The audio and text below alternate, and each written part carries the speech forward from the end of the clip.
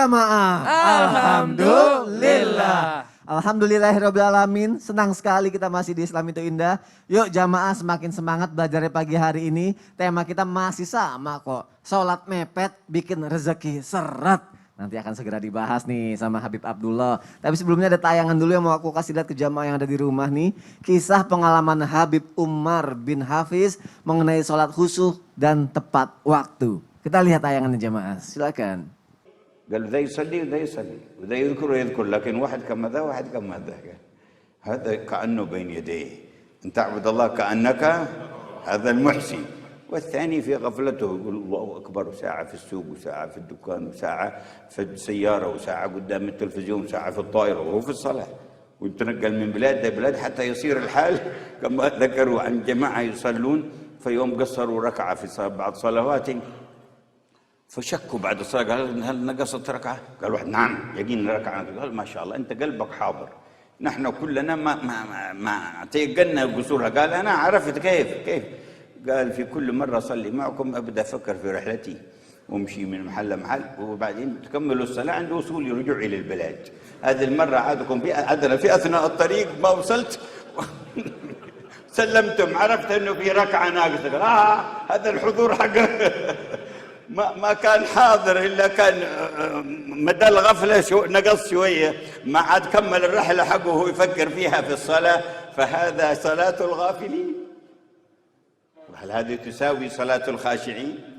قد أفلح المؤمنون الذين هم في صلاتهم. Ada hubungannya nggak sholat mepet di akhir waktu itu mempengaruhi rezeki seseorang. Tapi ada juga orang yang nggak sholat atau mepet rezekinya bagus-bagus aja tuh. Mohon penjelasannya Habib Abdullah, silakan. Mohon izin Bang Sony, mohon izin guruku Ustaz Maulana Ustaz Sam. Assalamualaikum warahmatullahi wabarakatuh.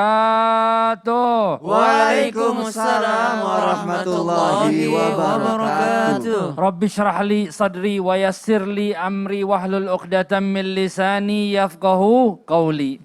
Nah ini tadi Guru Mulia Al-Habib Umar bin Muhammad bin Salim bin Hafid menganalogikan bagaimana sholat yang khusyuk.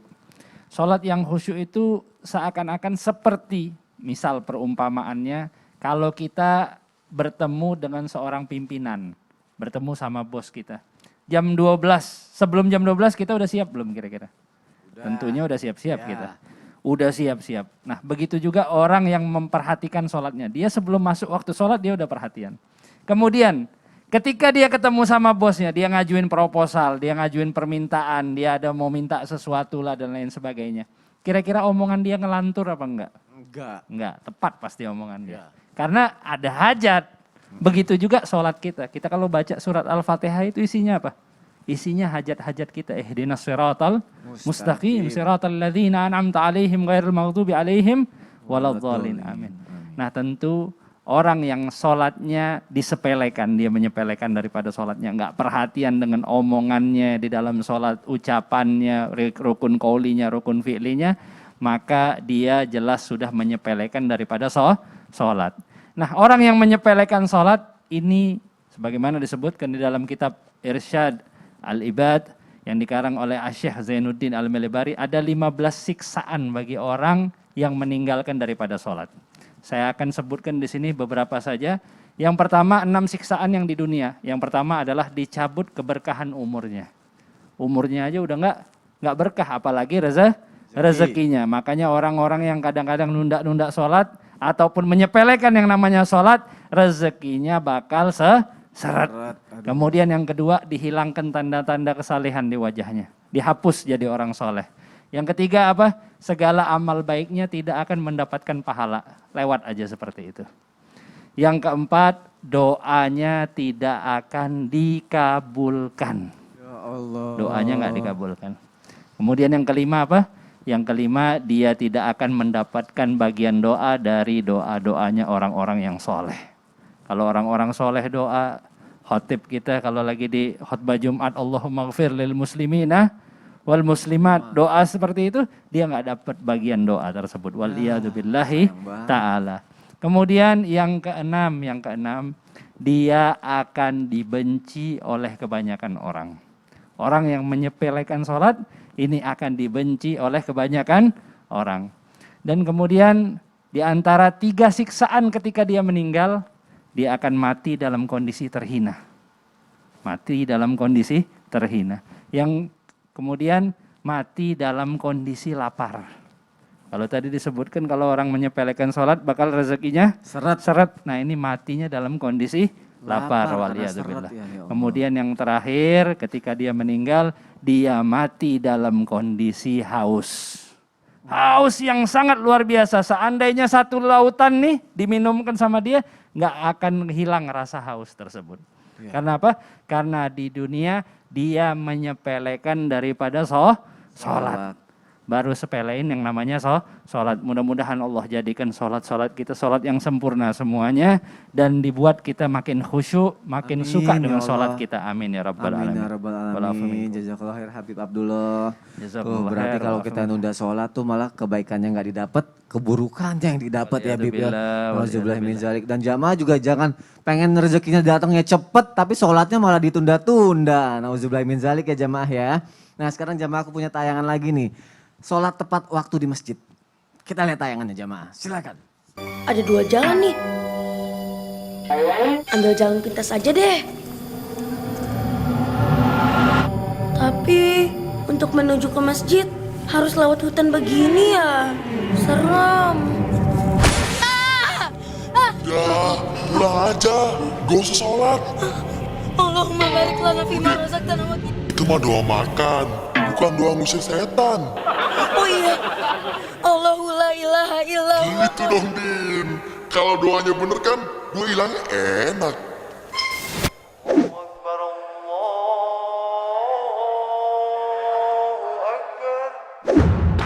Tekadku sudah bulat.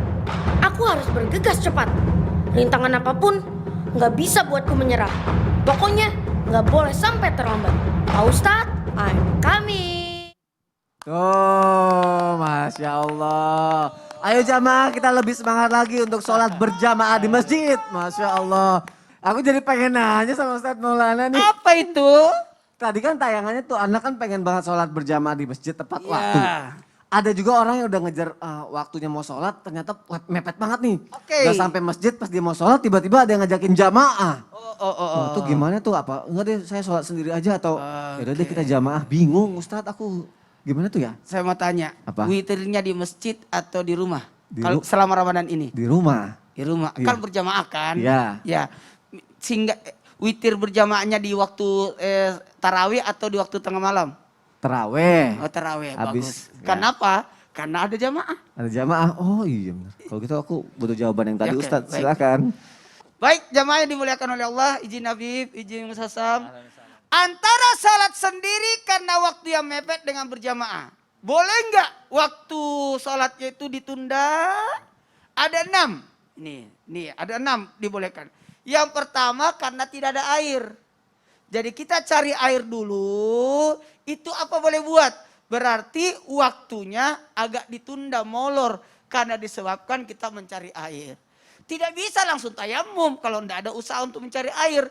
Jadi harus mencari air dulu baru kita sholat. Yang kedua, menunggu jamaah. Betul tadi kata Ustaz Sam di hadis tersebut disebutkan bahwa menunggu jamaah itu boleh. Ya boleh tunda-tunda sedikit karena kita lagi nunggu jamaah. Jamaah yang digunakan adalah jamaah yang terjauh rumahnya. Patokan. Kalau dia sudah datang kita mulai. Oke. Kalau saya di pesantren dulu kita kalau guru kita sudah datang oh udah boleh mulai. Jadi patokan kita itu adalah jamaah yang paling jauh rumahnya. Apalagi karena terjadinya panas menunggu dingin agak supaya lebih khusyuk. Kalau kepanasan kasihan. Jadi apalagi nanti ini salat Id usahain jangan terlalu lama khutbahnya. Takutnya kena Iya, kepanasan panas. orang. Apalagi kan kadang suka nggak ada atapnya ya aduh, di karena kita kan di lapangan. Iya. Siapa yang selalu over durasi ceramah itu? Kayaknya saya deh. Boleh menunda. Contoh yang selalu kita lakukan ini selama Ramadan. Menunda salat maghrib. Kenapa menunda salat maghrib? Karena lagi makan. Iya. Itu boleh. Boleh menunda karena lagi buka puasa. Kasihan juga. Cepat-cepat keselak. Apalagi sudah disiapin. Makanya kalau memang biasanya kan ada tajil buka puasa yang biasanya kurma, air minum, Yeah. udah lengkap selesai baru kita salat itu lebih mending. Tapi kadangkala ini karena acara rumahan. Jadi kita sudah disiapin makanan, otomatis kita harus batalin buka puasa dulu makan, habis itu baru kita ke masjid untuk makan. Sholat. Karena tidak mungkin kita bolak-balik.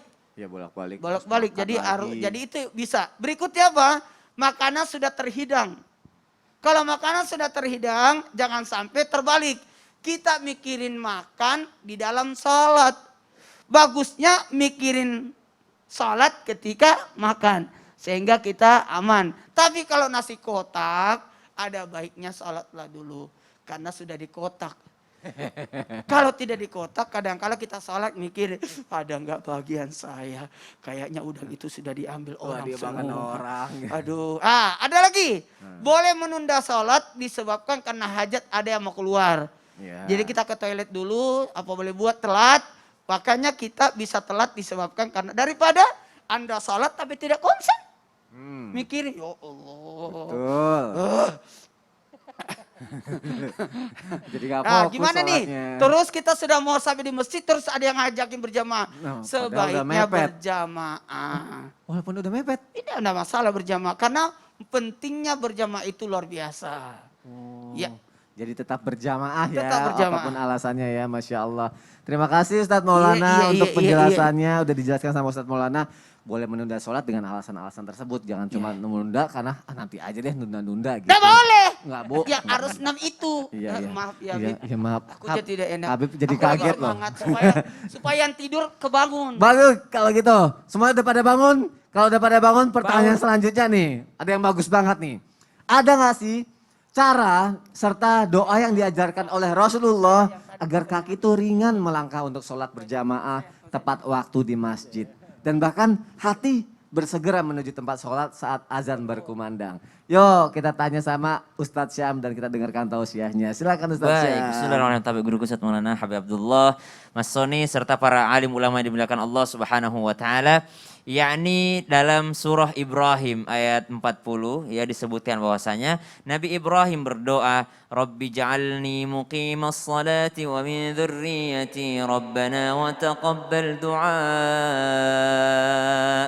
Nabi Ibrahim Khalilur Rahman, kekasihnya Allah Subhanahu wa taala, sahabat karibnya Allah Subhanahu wa taala masih berdoa. Abal Anbiya, bapaknya para nabi masih berdoa, Rabbi ja'alni muqimas shalah. Ya Allah, jadikan saya orang yang mendirikan salat, wa min dzurriyyati, dan juga anak keturunanku ya Allah. Banyak di antara kita mungkin menginginkan keturunannya untuk rajin salat, mudah melangkahkan kaki ke masjid, namun orang tuanya tidak mencontohkan, namun orang tuanya tidak duluan. Subhanallah. Kalau kami ingat banget orang tua kami bagaimana mereka mengajarkan kami salat berjamaah di masjid, karena memang orang tua kami itu tidak pernah yang namanya memperlihatkan mereka sholat di rumah. Tidak pernah memperlihatkan hal tersebut.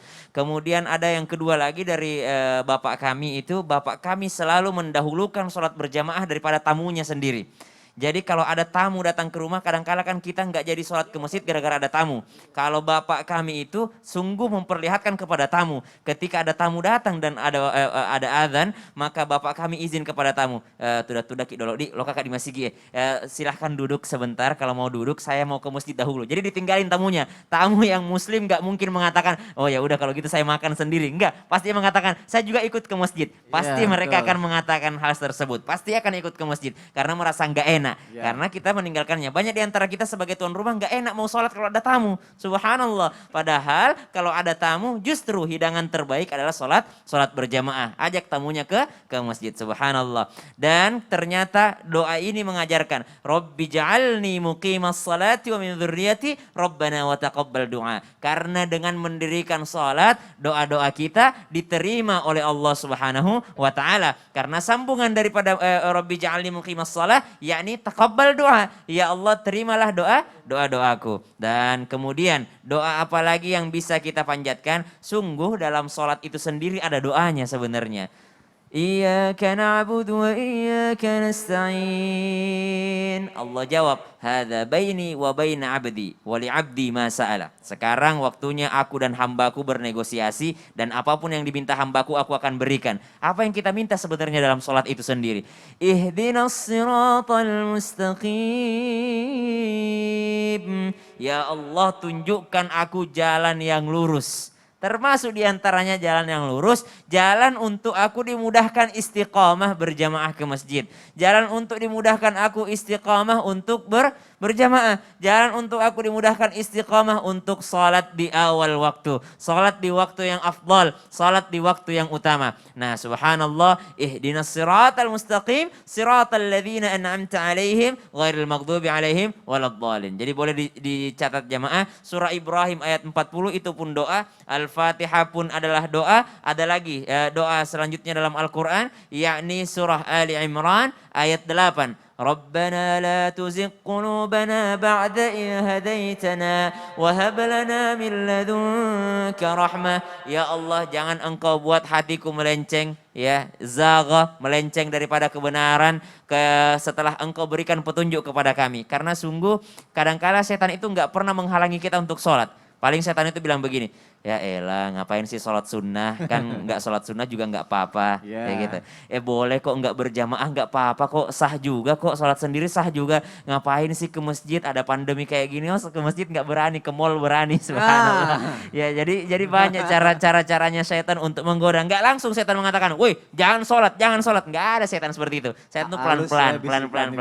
Maka baca doa ini supaya terhindar pada godaan setan dan dimudahkan langkah kakinya. Amin ya rabbal alamin. Jazakallah khair Sama-sama, Ustaz Jam. Sony. Dan semoga jamaah kita bisa menjadi hamba-hamba Allah yang istiqomah untuk sholat tepat waktu dan belajar untuk sholat berjamaah di masjid ya insya Allah. Nah jamaah jangan kemana-mana karena setelah ini kita akan menjawab pertanyaan yang sudah masuk ke media sosial Islam itu Indah. Dan insya Allah kita juga akan berdoa bersama. Jadi jamaah nggak lama kok, tetap di Islam itu Indah ya. Jamaah, oh jamaah, alhamdulillah.